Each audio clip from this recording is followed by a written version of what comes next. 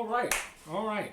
This is part two on my community series. Now, this is just the personal research that I've done again on community, and I'm going to entitle this video "The Three M's" or the three reasons why a lot of people will not join community. Now, this does span on both sections because what I've noticed again over the last 5 years of studying different communities, survivalist groups, so forth and so on, is that it takes money. It takes money. It takes resources, and unfortunately, in the times that we're living in, a lot of people are living from paycheck to paycheck, and what you find is a lot of people are poor. You have a lot of people are in situations where they're homeless or they're looking for a bed to lay their head, or they're in situations where they're so economically depressed that it's within their best interest to join the community. And Pastor Fox has spoken about this on a number of occasions, is where what I've found and what I've seen is that the people that are the most gun ho about community have absolutely nothing at all. They're working low slave wage jobs, and so they're struggling by themselves, and they really can't stand on their own 2 feet. So it's within their best interest to join a community. And you have a vast majority of people that fit in that general category. But you have others that have resources and are very hesitant about joining community. And I've summarized this in my own analysis of the three M's, and that is money, mobility, and morale. So let's talk about money first. When you're joining community, now depending on the community that you join, there's certain communities that you'll have an all-in situation. There's other communities where you'll have a percentage. There's other communities where you may get an allowance or something like that. And that is seems to be the biggest problem with community, because if you feel as though you deserve more, then Odisha Du Jackson, this guy on YouTube, did an excellent video that if you feel as though you can never be given enough money if you feel as though you want more. So you give someone that's homeless $10. Well, why can't you give me $20? Why can't you give me $30? Why can't you give me $40? And so money seems to be a very big issue when it comes to the community, and I haven't seen where that issue has been addressed thus far. And this is why you have a lot of high turnover rate when it comes to community. You have a lot of people coming and going, coming and going, coming and going, coming and going. Is because of this money issue. And until this money issue is addressed, you're still going to continue to have this high turnover rate. Because if I feel as though I need something and I have to go to someone else to get that money, that's going to be a problem there. And for the most part, that is going to challenge a man's manhood, especially if he's married and he has a family and he feels as though he needs something. And if he's only getting, let's say, $300 a month, and he's only getting, and if he needs $400 a month, this stuff is all subjective. There may be communities that give a lot less. There may be communities that give a lot more. But overall, this is a challenge. And this is why a lot of people have a challenge with joining communities, is because of the economic restrictions. Now, everything is always subjective when it comes to this is what I need, this is what as opposed to what someone else feels that you need.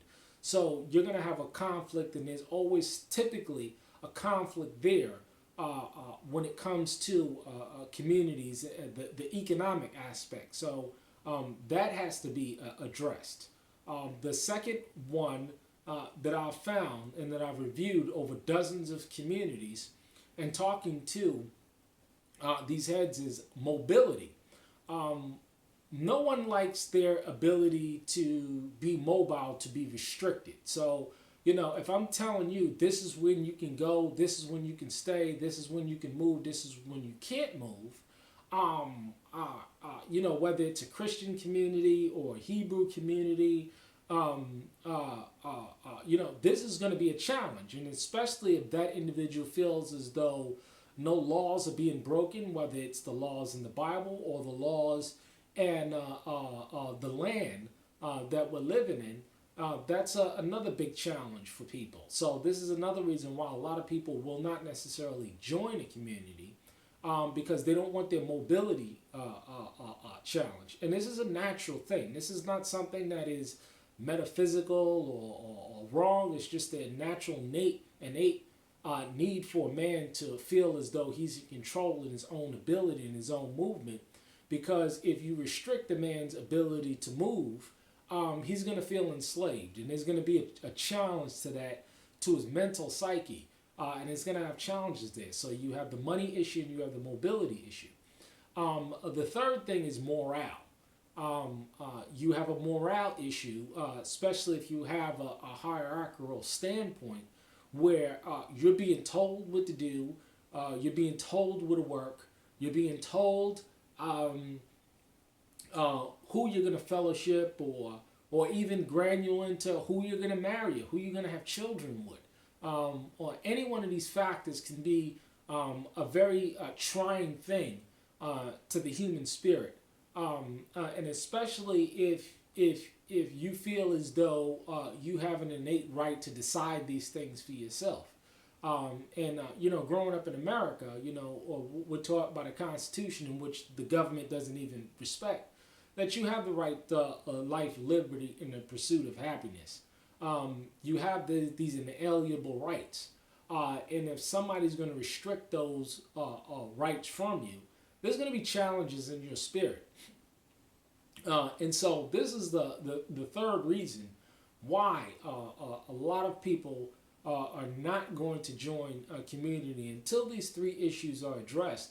You're going to have high turnover rates, and you're as well going to have morale issues because, again, the vast majority of people that, I've just seen in my analysis and just looking at it, and Pastor Fox has stated this as well, is that a lot of people are not going to come with anything, nor are they going to come with anything, but they're not going to come with the ability to produce anything or to create anything.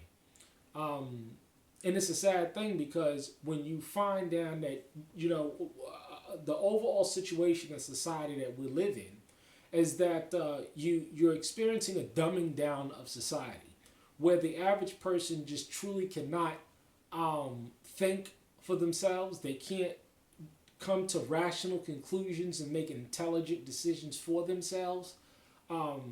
It's a sad thing, but I used to watch this movie. I watched this movie called Idiocracy, and you should watch it. And it talked about a future society in which people were just pretty much dumb, and everybody's just dumb, and it seems like this is the world that we're living in with high fructose corn syrup, with aspartame, with fluoride in the water, with genetically modified food. It's very hard to find people that can really think.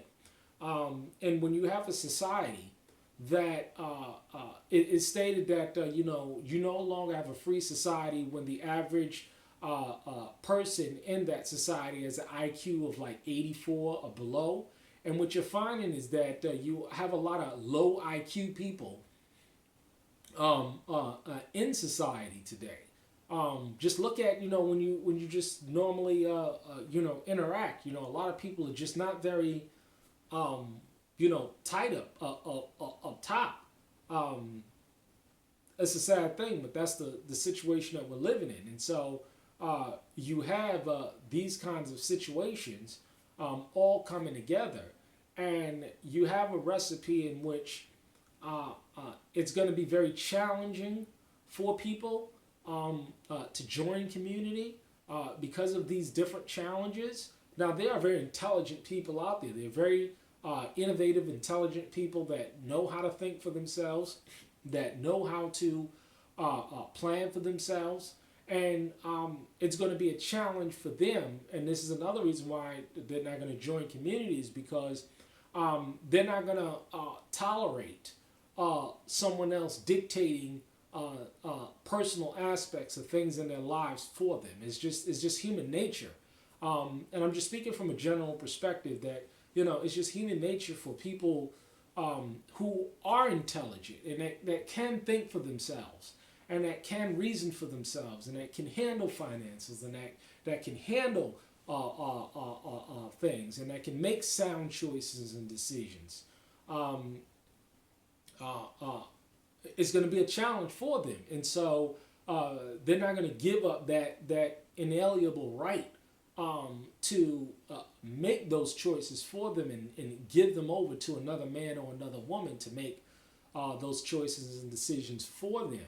So it's important to understand for you folks out there where you fit in this equation and the challenge that you may have and how you're going to deal with those. Now, I've come up with ideas, personally, that can deal with these issues. A lot of people are not going to accept them, or may not like them, or may not apply them, and that's fine because you have the right to do what you want to do on the land that you purchased. I mean that's just your right. But this is why you continue to see high turnover rates and overall depressed spirit from people that may be on a community, may not necessarily want to be there because of these issues, because of the money issue, because of the morale issue, and because of the mobility issue. So these are just things to think about. These are things that that I've talked to a lot of people about, and that I've reviewed from a community perspective. The challenges that